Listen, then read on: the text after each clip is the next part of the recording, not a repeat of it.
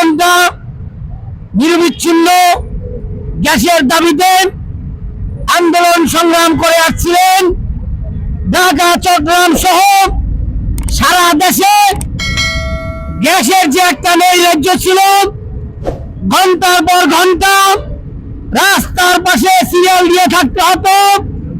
Traffic সার্জেনের নির্যাতন নিপীড়ন, সিরিয়ালে থাকার পরেও ট্রাফিক সার্জেনের মামলা হামলা এবং আমাদের সর্বস্তরের সিএনজি চালিত পরিবহন চালক শ্রমিকদের মধ্যযুগীয় কায়দায় একটি নির্যাতন নিপীড়ন হইতে হতো।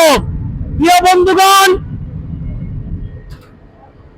আমাদের দুইটি ঐক্য পরিষদের সমন্বয়ে আমরা যে আন্দোলন করেছিলাম, ব্যক্ত বাংলা গ্রাম ওই জ্বালানি ও খনিজ সম্পদ উপদেষ্টা বরাবর স্মারকলিপি পেশ, বিআরটিএ সহ বিভিন্ন দপ্তরে ধারাবাহিক আন্দোলন করা হয়েছিল 24 ঘন্টা দেশের দাবিতে।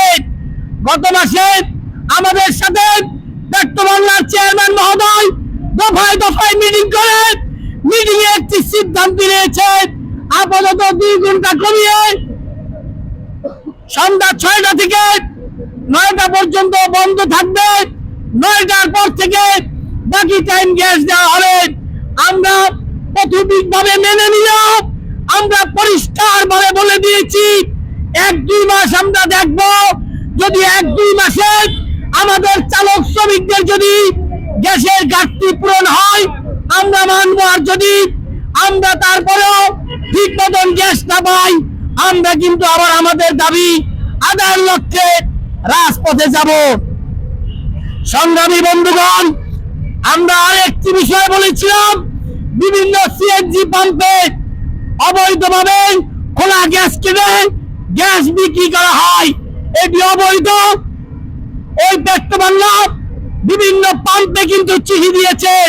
এই চিঠিকে অমান্য করে যেই সব পাম্প মালিকরা অবৈধভাবে গ্যাস দিবেন তাদের ব্যাপারে আমরা পরবর্তীতে সিদ্ধান্ত নেব।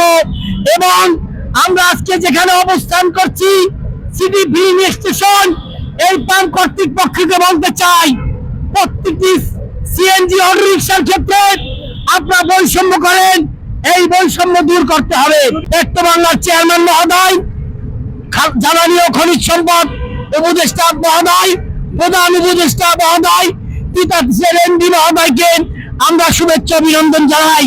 তবে আমাদের যে দাবিগুলো আছে মোটামুটি অনেক ক্ষেত্রেই তারা চেষ্টা করেছেন অবৈধভাবে যে দুর্নীতিবাজ সিএনজি পাম্প মালিকরা তাদের কর্তৃপক্ষ যে 2 নম্বরই করছেন, এই 2 নম্বরই থেকে ব্যাক করে আসতে হবে। কারণ খোলা গ্যাস গেট বিভিন্নভাবে অবৈধভাবে তলিতে খোলা যে বোতল আছে বোতলে গ্যাস দেওয়া যাবে না, এগুলা বন্ধ করতে হবে। আমি কথা বলবো না, আমাদের আরো অনেক নেতৃবৃন্দ আছে, সবাই কথা বলবেন। তবে আগামী দিনে সংগ্রাম আন্দোলনের আহ্বান জানিয়ে আমি আমার বক্তব্য শেষ করছি। ভালো থাকবেন, সুস্থ থাকবেন, সুন্দর থাকবেন। দুনিয়ার মজদুর এক হও।